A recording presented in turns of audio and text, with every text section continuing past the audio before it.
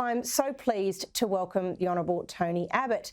Welcome to the show. The latest episode is all about the voice, and I don't want to give away any spoilers, but you talk in some detail about the genesis of constitutional recognition and how that's morphed into this more modern concept of a voice. Can you take us briefly through how this thing's evolved, please, Tony? Thanks, Amanda. It's good to be with you. Look, it was originally all about recognition, but it's now all about power.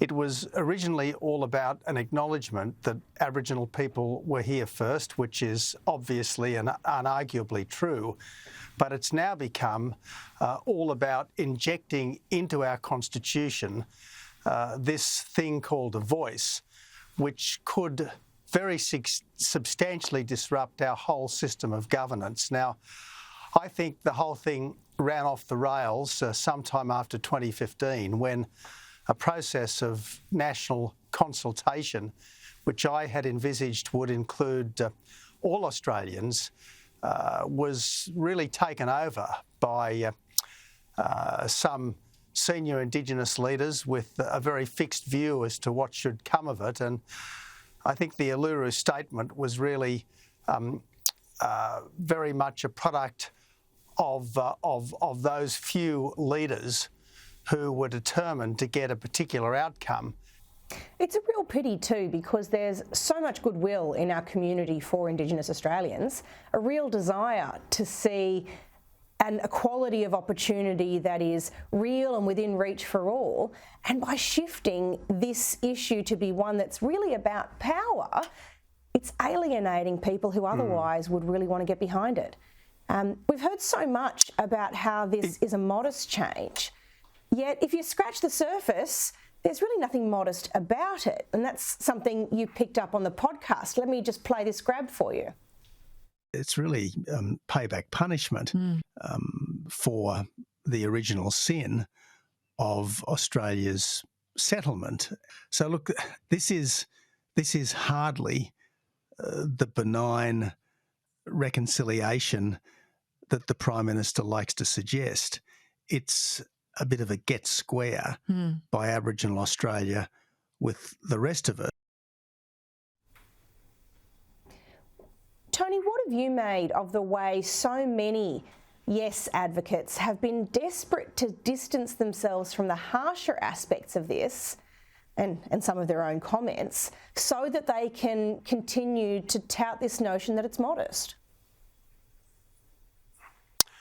Well, there's no doubt at all, Amanda, that there has been a rushing away from the detail of the Uluru Statement.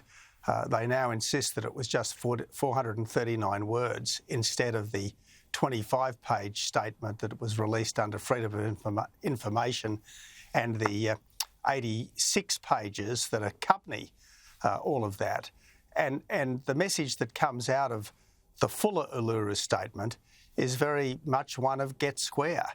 There's this strong sense of anger, of grievance, of dispossession, of the need to atone, make amends, pay even reparations, calculated as a percentage of GDP. That's all in the full Uluru Statement.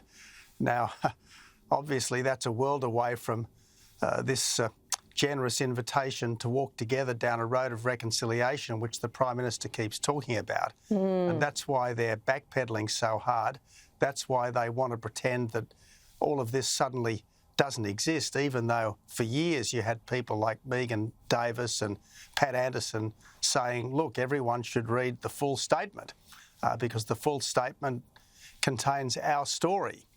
Well, I'm not saying that our story isn't a part of it, but the whole Australian story is nothing like as one-sided, divisive, oppressive, genocidal as the Uluru Statement makes it out to be. And that's why I think what's coming after the referendum, if the voice gets up, is very different from the genial togetherness that the Prime Minister now likes to dwell on.